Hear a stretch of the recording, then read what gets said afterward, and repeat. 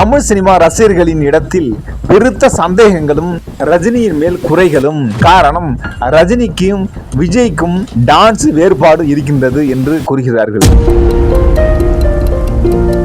தளபதி விஜயின் ரசிகர்கள் இல்லை என்றால் தொண்டர்கள், கட்சி தொண்டர்கள், ரஜினி விஜய் கட்சி தொடங்கி விட்டாரே, அதனால் கட்சி தொண்டர்களானவும் சரி, ரசிகர்களாகவும் இருக்கலாம். இவர்கள் ரஜினியையும் விஜயையும் கம்பாரிசன் செய்கிறார்கள். எந்த காரியத்தில் என்றால் டான்ஸுடைய காரணத்தில், நடனத்தில். நடனம் விஜய் போல் ஆட முடியுமா ரஜினி? முடியாது. அது எல்லாருக்குமே தமிழகத்திலே எல்லாருக்கும் தெரிந்த விஷயம். டான்ஸில் போயிட்டு எதுக்கு ரஜினிகாந்தை போயிட்டு அதில் சேர்க்குறீங்க? ரஜினிகாந்த் படத்தில் அது நீங்கள் அது நினச்சி கூட பார்க்க. கூலி படத்தில் ரஜினிகாந்தை வைத்து எப்படி டான்ஸ் செய்ய வேண்டும், இவருக்கு எது பொருத்தமாக இருக்கும், ரசிகர்களுக்கு எது பொருத்தமாக இருக்கும், அது எல்லாமே லோகேஷ் கனகராஜுக்கு தெரிந்துதான் செய்திருப்பார். நீங்க லியோ படத்துல விஜய் எப்படி நாரடி பாட்டுல ஆடுறாரு, அது போல ரஜினிகாந்த் இந்த படத்துல ஆடுவார் நினைச்சிட்டீங்களா?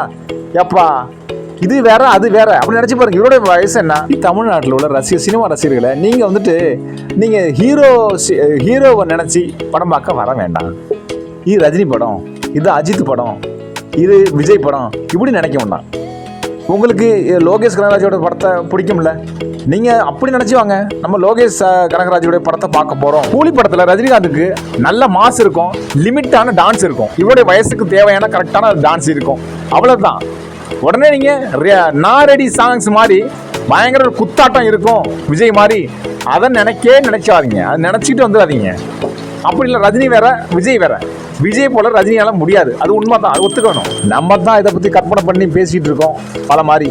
ஆனா படம் ரிலீஸ் ஆன பிறகு இந்த பாடல்கள்லாம் அந்த படத்துல இருக்கா, டான்ஸ் நடக்குதா, யாருக்கு தெரியும்? அதெல்லாம் வருமா இந்த படத்துல? இல்லை கட்டி வைத்திருப்பாங்களா? தெரியலையே. ஏன்னா பாடல் வைத்தால் படம் ஓடாதுன்னு பெரும்பாலும் படங்கள்லாம் அப்படித்தானே. படத்தில் கதைகளோடு கதை கோலத்தோடு இந்த பாடல்கள் சேர்ந்து போனாக்கா போர் அடிக்காது. நீங்க ஒன்று இது சிந்திச்சு பார்க்கணும். இது லோகேஷ் கனகராஜுடைய படம்.